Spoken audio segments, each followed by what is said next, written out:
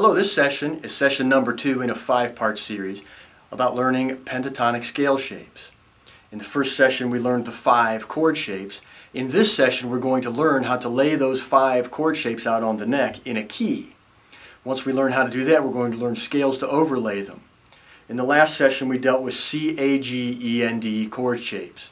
In this session I'm going to show you exactly how to lay them out.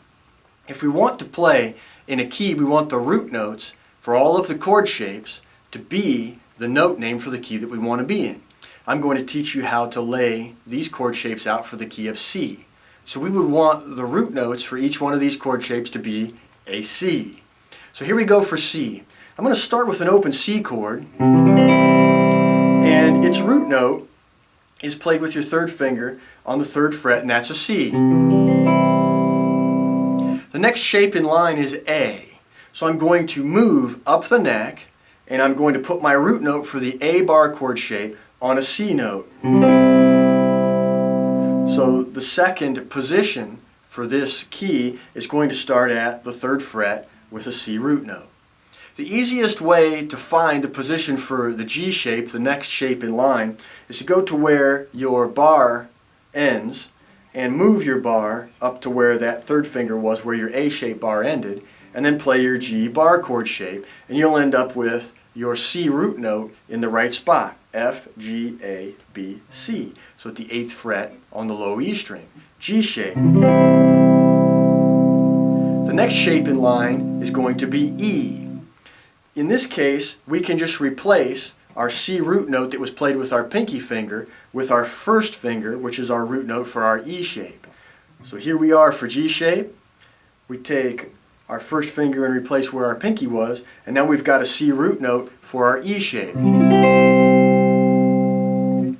We're going to allow our pinky to be a leading finger to find the root note for our D shape, because the D shape root note is a couple strings in, so sometimes it can be hard to remember exactly where you're at. So just remember that your pinky's leading your 1st finger to where the root note is.